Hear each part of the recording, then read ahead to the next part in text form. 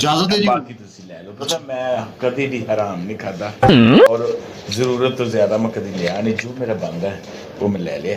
Thank you जी मेहरबानी। तुसी हुन अगले हफ्ते जे बचे रहे तो लाजमी आना है जी ठीक हो। Thank you.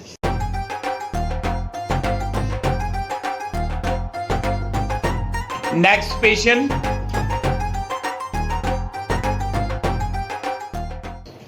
अस्सलाम वालेकुम। वालेकुम अस्सलाम। हकीम अब्दुल गफूर साहब। जी वो मेरे दादाजी सन हकीम अमजद।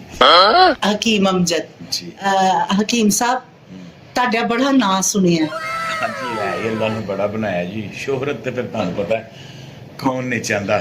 अल्लाह ने बड़ा नाम बनाया जी। शुक्र अल्हम्दुलिल्लाह। ਤੇ ਮੈਨੂੰ ਵੀ ਮੇਰੀ ਸਹੇਲੀ ਨੇ ਦੱਸਿਆ ਸੀ ਕਿ ਤੂੰ ਹਕੀਮ ਗਫੂਰ ਸਾਹਿਬ ਦੀ ਦੁਕਾਨ ਤੇ ਜਾਏਂਗੀ ਨਾ ਤੇ ਉਹਨਾਂ ਕੋਲੋਂ ਦਵਾਈ ਲਈ ਤੇ ਤੂੰ ਬਿਲਕੁਲ ਠੀਕ ਹੋ ਜਾਏਂਗੀ। क्यों नहीं जी असी ते बड़े बड़े बुजुर्ग लत्तां दे खिलाफ देते ने। मतलब कि जेडे डॉक्टरां ने भी जवाब दे दिता है सारे हकीमां ने भी जवाब दे दिता है मैं भी देता है। फिर मैं गौर किया है अपने दादा जी की विरासत दे नाल। फिर मैं कि नहीं असी इन्हां नूं खिलारांगे। देखो मैं बुजुर्ग नहीं हले हले ते मेरी शादी होनी है जी हले शादी होनी ਇਹ ਨਾ ਸਮਝਣਾ ਕਿ ਖਾਂਦੇ ਪੀਂਦੇ ਘਰ ਦੇ ਨਾਲ ਰਹਿੰਦੇ ਆ ਅਸੀਂ ਆਪ ਖਾਂਦੇ ਪੀਂਦੇ ਘਰ ਵਾਲੇ ਆ। नाले मोहतरमा जेड़ा वादा तुसी खा जांदे ਨਹੀਂ ਨਹੀਂ जी ਅਸਲ ਵਿੱਚ ਨਾ ਮੈਂ ਮੇਰਾ ਜਿਸਮ ਹੋ ਗਿਆ ਭਾਰਾ कोई नहीं हौला कर देंगे साडे को तेज हैगा। ਤੇ ਪਹਿਲੇ ਬੜੀ ਪਤਲੀ ਹੁੰਦੀ ਸਾਂ ਮੈਂ वो ਗਿੱਠ ਲੱਕ ਹੁੰਦਾ ਸੀ ਮੇਰਾ गिट ओ करीना कपूर है ਬਿਲਕੁਲ ਤੇ ਬਸ ਉਦੋਂ ਮੈਂ ਪ੍ਰਾਊਡ ਰਹੀ ਮੈਂ ਕਿਹਾ ਸੋਚਿਆ ਕਿ ਵਿਆਹ ਨਹੀਂ ਕਰਨਾ ਐਨਜੀ ਕਰੀਨਾ ਕਪੂਰ ਬਣ ਕੇ ਰਹਿਣਾ ਹੈ। ਤੇ ਲੇਕਿਨ ਫਿਰ ਤੁਹਾਨੂੰ ਪਤਾ ਘਰਦਿਆਂ ਦਾ ਜ਼ੋਰ ਵਿਆਹ ਹੁਣ ਤੇ ਫਿਰ ਪਾਇਆ ਉਹਨਾਂ ਨੇ ਘਰ ਦੇ ਨੇ ਜ਼ੋਰ। ਉਹਨੇ ਕਿਹਾ ਕਿ ਹੋਰ 2-4 ਸਾਲਾਂ ਬਾਅਦ ਬੁੱਢੀ ਹੋ ਗਈ ਤੇ ਕੀ ਕਰਾਂਗੇ। ਨਹੀਂ ਨਹੀਂ ਉਹ ਹਾਲੇ ਵੀ ਥੋੜਾ ਮਤਲਬ ਕਿ ਜਲਦੀ ਕਰ ਰਹੇ ਨੇ ਹਾਂ ਘਰ ਤੇ ਜਲਦੀ ਰਹੇ ਨੇ ਹੈ ਨਾ। ਹਾਲੇ ਤੁਹਾਡਾ ਵਿਗੜਿਆ ਕੀ ਤੁਹਾਡੇ ਕੋਲੋਂ ਟਰੱਕ ਲੰਘੇ ਤੇ ਉਹ ਕੰਮ ਜਾਂਦਾ ਜੀ। ਫਿਰ ਵੀ ਤੁਸੀਂ ਬਿਹਤਰ ਹੋ। ਤੁਹਾਡੀਆਂ ਸਾਰੀਆਂ ਟੈਨਸ਼ਨਾਂ ਜਿਹੜੀਆਂ ਨਾ ਉਹ ਸਾਡੀਆਂ ਹੋਈਆਂ। ਤੁਸੀਂ ਮਸਲਾ ਦੱਸੋ ਚਾਹੁੰਦੇ ਕੀ ਹੋ। ਦਾਦਾ ਜੀ ਨੇ ਜਿਹੜਾ ਇਲਮ ਦਿੱਤਾ ਹੈ ਨਾ ਉਹ ਮੈਂ ਚਾਹਨੀ ਆ ਕਿ ਮੈਂ ਬਿਲਕੁਲ ਸਮਾਰਟ ਹੋ ਜਾ ਔਰ ਹੋਰ ਸੋਹਣੀ ਹੋ ਜਾ ਇੰਨੀ ਸੋਹਣੀ ਹੋ ਜਾ ਕਿ ਮੇਰਾ ਬੰਦਾ ਮੈਨੂੰ ਵੇਖਦਿਆਂ ਹੀ ਫੜਕ ਜਾਏ। ਇਹਦਾ ਮਤਲਬ ਤੁਸੀਂ ਸ਼ਾਦੀ ਨਹੀਂ ਚਾਹੁੰਦੇ ਤੁਸੀਂ ਇੱਕ ਮਈਤ ਚਾਹੁੰਦੇ ਹੋ ਕਿ ਬੰਦਾ ਮਾਰਨਾ। ਨਹੀਂ ਨਹੀਂ ਮੇਰਾ ਮਤਲਬ ਕਹਿੰਦਾ ਮੈਨੂੰ ਵੇਖ ਕੇ ਮੇਰੇ ਤੇ ਮਰ ਜਾਏ ਨਾ। ਅੱਛਾ ਤੁਹਾਡੇ ਤੇ ਮਰ ਜਾਏ। ਹਾਂ ਇਨਸ਼ਾਅੱਲਾ ਉਹ ਮਰ ਜਾਏਗਾ ਤੇ ਹਾਂਜੀ ਹਾਂਜੀ ਦੱਸੋ ਤੁਸੀਂ ਮੇਰੇ ਲਾਇਕ ਕੀ ਹੈ। ਸਾਡੇ ਕੋਲ ਹਰ ਕਿਸਮ ਦੀ ਦਵਾਈ ਹੈ। ਬਸ ਤੁਸੀਂ ਪਹਿਲੇ ਮੈਨੂੰ ਦੱਸੋ ਵਜ਼ਨ ਘਟਾਉਣ ਦੀ ਦਿਓਗੇ ਕਿ ਸੋਹਣੇ ਹੋਣ ਦੀ ਦਿਓਗੇ। ਦੇਖੋ ਜੀ ਵਜ਼ਨ ਤੇ ਤੁਹਾਡਾ ਅਗਰ ਤੁਸੀਂ ਦਵਾਈ ਖਾਣੀ ਹੈ ਤੁਹਾਡੀ ਮਰਜ਼ੀ ਹੈ।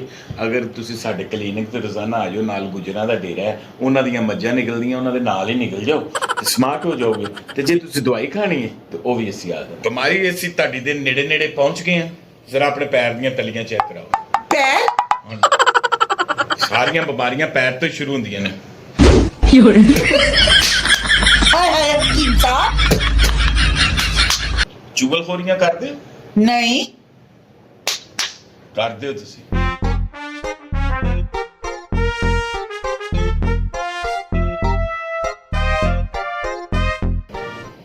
ਵੈਰੀ ਗੁੱਡ ਮਰਜ਼ ਤੁਹਾਡਾ ਸਮਝ ਆ ਗਿਆ। ਤੁਹਾਨੂੰ ਮੋਟਾਪਾ ਕਿਉਂ ਹੈ ਤੁਸੀਂ ਸਾਨੂੰ ਦੱਸੋ ਕਿ ਲੱਕ ਕਿੰਨਾ ਚਾਹੀਦਾ ਤੁਹਾਨੂੰ।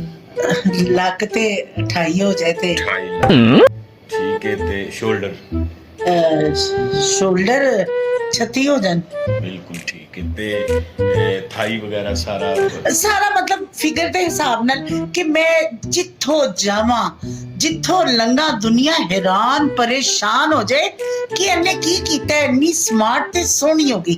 ਖਾਲੀ ਸਮਾਰਟ ਨਹੀਂ ਹੋਣਾ ਨਾਲ ਸੋਹਣੇ ਵੀ ਹੋਣਾ ਹੈ। ਮੈਂ ਬਸ ਹਯਾਤ ਬਣਾ ਦੀ। ਹਾਏ ਸੱਚੀ ਸੱਚ ਕਹਿ ਰਹੇ ਹਕੀਮ ਸਾਹਿਬ ਤੁਸੀਂ ਬਣਾ ਸਕਦੇ ਹੋ ਪਰ ਮੈਂ ਵੀ ਯਾਦ ਬਣਾਉਣ ਵਾਲੀ ਅੱਲਾ ਦੀ ਜ਼ਾਤ ਹੈ। ਸਾਡੀ ਮੈਡੀਸਨ ਕੰਮ ਕਰੇਗੀ। ਤੁਸੀਂ ਮੈਂ ਵੀ ਯਾਦ ਹੋ ਇਹ ਤੁਸੀਂ ਲਵੋ। ਇਸ ਸਵੇਰ ਤੁਸੀਂ ਜੀਟੀ ਰੋਡ ਦੇ ਵਿੱਚ ਘਰ ਬਹਿ ਕੇ 2 ਕਤਰੇ ਪੀਣੇ ਨੇ ਤੇ ਇਹਦਾ ਪਰਹੇਜ਼ ਇਹਦੇ ਕਿ ਟਰੱਕ ਆਵੇ ਤੇ ਉੱਠਣਾ ਨਹੀਂ ਜੀ ਜੀਟੀ ਰੋਡ ਤੇ ਬਹਿ ਕੇ ਜੀ ਬਿਹਤਰੀਨ ਤੁਸੀਂ ਸਲਿਮ ਹੋ ਜਾਓਗੇ।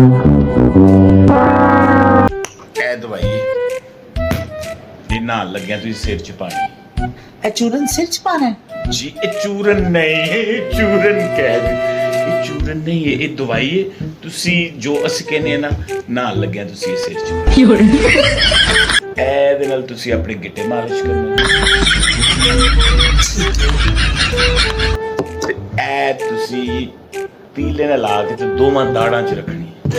रुको जरा सबर करो। ਇਹ ਜਿਹੜੀ ਇਹ ਤੁਸੀਂ ਆਪਣੇ ਕੰਨ 'ਚ 3-3 ਕਤਰੇ ਪਾਣੇ ਨੇ ਦੋਵਾਂ 'ਚ। ਓ ਨੋ। ਇਹ ਜਿਹੜੀ ਇਹ ਤੁਸੀਂ ਅੱਖਾਂ 'ਚ ਪਾਣੀ ਹੈ।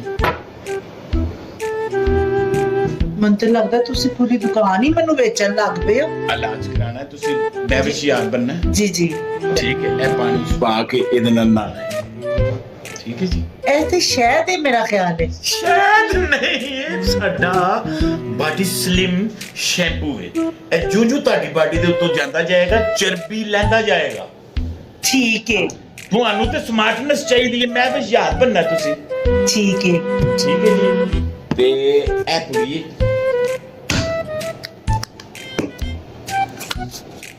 76 ਸਾਲ ਦੇ ਬਜ਼ੁਰਗ ਦੀ ਕਬਰ ਲੱਭ ਕੇ ਤੇ ਉਹਦੇ ਤੇ ਬੈਠ ਕੇ ਤੁਸੀਂ ਜੀ ਮੈਂ ਕਬਰਸਤਾਨ ਨਹੀਂ ਜਾ ਸਕਦੀ। ਤੇ ਮੁਰਦਾ ਘਰ ਬੁਲਾ ਲਓ। ਕੀ ਮਤਲਬ ਹੈ ਤੁਹਾਡਾ? ਠੀਕ ਹੈ ਜੀ, ਤੁਹਾਡਾ ਇਲਾਜ ਹੈ। ਤੁਸੀਂ ਹੁਣ ਅਗਲੇ ਮਹੀਨੇ ਦੀ 30 ਤਰੀਕ ਨੂੰ ਆਉਣਾ ਹੈ ਤੇ ਤੁਹਾਡਾ ਬਿੱਲ ਬਣ ਗਿਆ ਜੀ 78000। 78000 ਵਿੱਚ ਮੈਂ ਲੈਪੋ ਕਰਾਣਾ?